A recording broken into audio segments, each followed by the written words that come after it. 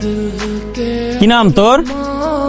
মেয়েরে তুই তুকারি করতেছস? সম্মান দিয়ে কথা বলতে পারিস না? বেয়াদব, এখানে আসো। কি নাম তোমার? আরে নাম কি তোমার? আমার নাম ঈশা জাহান সূচনা, বাবার নাম জামশেদ মজুমদার, মায়ের নাম শাহরাজ পারভিন, জেলা সিরাজগঞ্জ, উপজেলা কাজীপুর, গ্রাম মাইজবাড়ি, দাদার নাম রতন মজুমদার, এনআইডি নাম্বার। আমি হাঁপাই গেছি। পানি আছে তোমাদের কাছে? Very nice, very sweet. সূচনা ঠিক যেন আমার উপন্যাসের সূচনা। ভাই আপনি আমার উপন্যাস কবে লিখলেন? এই মাত্র লেখা শুরু করলাম। সমস্যা তোর কোনো? যাও তাহলে তোমরা। ক্লাস কেমন লাগলো? ভালো। কে কোনো ডিস্টার্ব করেনি তো? কোনো স্টুডেন্ট, কোনো টিচার?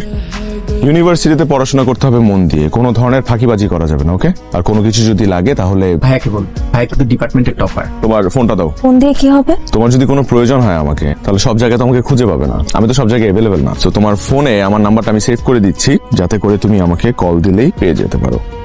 ভাইয়া আমাকে আপনার নাম্বারটা দিন। এক্সকিউজ মি, বড় ভাইয়ের নাম্বারটা স্পেশাল, এটা সবাইকে দেওয়া হয় না। কে রে বন্ধু, তোর সূচনা কল দিছে? না, প্রথম তো আবার লজ্জা পাচ্ছে।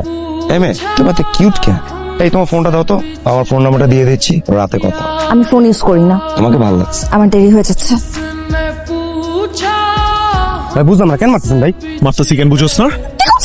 আপনি আমার ক্ষমা করে দেন, আমি আপনাকে জীবনে ডিস্টার্ব করবো না। আচ্ছা ঠিক আছে, ক্ষমা করেছি। ভাই মাফ করছে। জায়গা কিছুক্ষণ আগে নাম্বার চাইলো, এখন এসে আবার পা ধরে মাছ চাচ্ছে। কাহিনী কি বলতো? ওর মহলে নজর আছে তোর দিকে।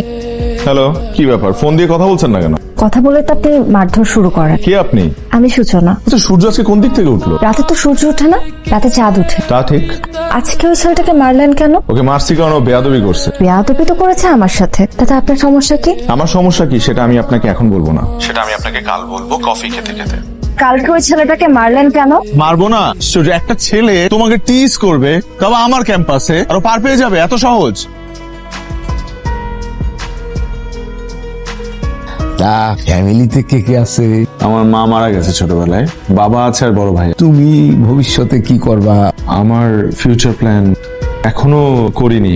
আমি মাইনা নিতে পারি, আমার বন্ধু বান্ধব আত্মীয় স্বজন তারা তো এটা এত সহজে মানবে না। তাই তোমার একটা ভালো প্রফেশনে ঢুকতে হবে। ট্রেন কয়টায়? 9টায়।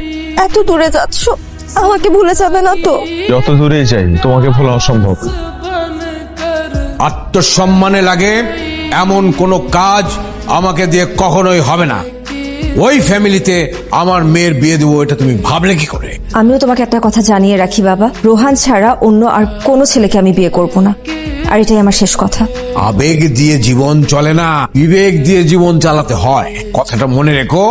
বিকেলবেলা তৈরি থাকবে, পাত্র দেখতে আসবে। আমি এক্ষুনি রোহানকে ফোন দিয়ে সব কথা খুলে বলছি। এত বড় স্পর্ধা তোমার? হ্যাঁ, দেখি তোমার ফোন দাও। এসো আমার, এসো বাবা। এসো। ভাই আপনার অনেক মিস করি ভাই, কতদিন ভাই আমরা আপনারে দেখি না ভাই, সারাদিন ভাই আপনার কথাই বলি।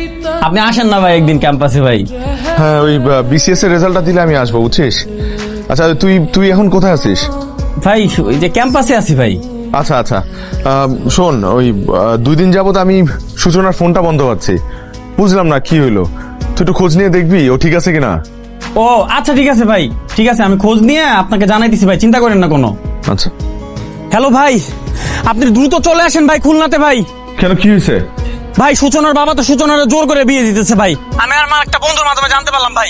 তোরা থাক, আমি আসতেছি। সূচনা, সূচনা! কি ব্যাপার? এক্ষুনি যদি এদেরকে নিয়ে এখান থেকে চলে না যাও, তাহলে আমার ভয়ঙ্কর রূপটা দেখবে। যাব, অবশ্যই যাব, কিন্তু সাথে করে সূচনাকে নিয়ে যাব। সূচনা! আমার বাড়িতে দাঁড়িয়ে তুমি আমার কথার অবাধ্য হচ্ছ, তর্ক করছো আমার সাথে। আমি বলছি কারণ আপনি আমাকে বাধ্য করেছেন বলতে, তাই।